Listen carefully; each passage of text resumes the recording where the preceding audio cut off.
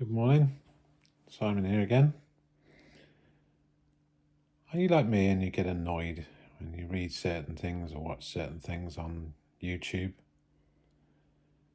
Particular subjects that really just get at you and annoy you. I used to be in a permanent state of agitation, and the trouble with YouTube is that when you start watching these videos, then the algorithm just gives you more to watch, and in no time at all you're beginning to think that this is how everything is in the world. And the point of my rant today is it isn't, no matter what you see. For starters, all those internet only news channels, they can say what the hell they like and get away with it. You know, if the Times says something and it's wrong, it's going to get sued in court for it. It's going to get into all sorts of trouble. But if GP News says it, it won't necessarily. So not only that, they aren't there specifically to provide a service to their viewers. They're there to make money, pure and simple. And I'm not saying that the other news outlets aren't exactly the same, but most of them do actually have some sort of idea of where they want to go, the particular subjects that they consider worth talking about. And so you get left-leaning and right-leaning newspapers, etc., which is fine. If there's a balance, you get views from all sides, but you generally tend to get relatively accurate news. And the trouble is, we've got an awful lot of people who will hear something and put their own interpretation on it. And they'll say, this is just what I think, but somebody else will see that and they'll say, God, I'm hearing that so often, it must be true.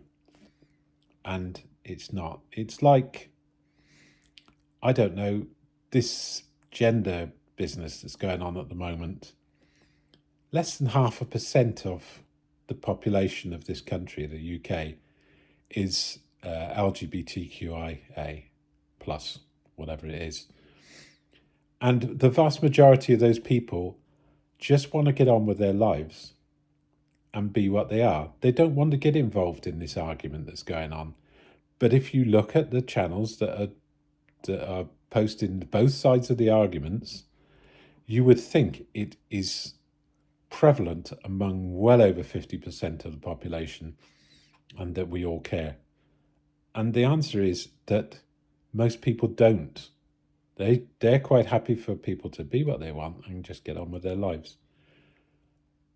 And the same goes for climate change, electric cars. What else have we been hearing recently? I don't know. There's several different things that are going on. And quite frankly, if you let yourself get drawn into it, you can end up getting into a depressed state, and it's not worth it. Honestly, it's not worth it. Electric cars, maybe they're a good idea, maybe they're not. I don't particularly like them, but that's just my personal opinion.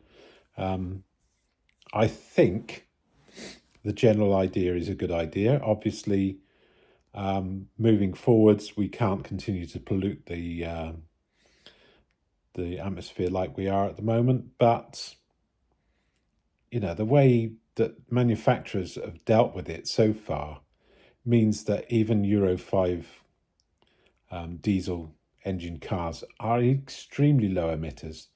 And the fact that the ultra low emission zone requires Euro 6 in this country and nowhere else in Europe is just a sign of the ridiculousness of the arguments that are going on. But that is just because the people who are in power, who get to make the decisions, are lunatics, basically. Sorry, I needed a cup of coffee there. So my point is, let it just go over.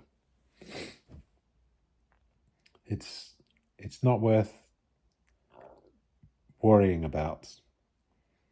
The Earth is not going to burn up in 5 years' time. London is not going to be underwater in 5 years' time. The polar ice caps are not going to melt in 5 years' time. And Australia is not going to burn completely in 5 years' time. These are all BS. That's all I can say about it. And we just have to wait and see what technology does to deal with most of these issues, and accept the fact that whatever happens is not going to make much of a difference in the short term. So, a bit of a rant on several subjects this week, or sorry, today. I really just wanted to say to people, calm down and don't believe everything you see on the internet. Anyway, have a great day. Speak to you tomorrow. Bye.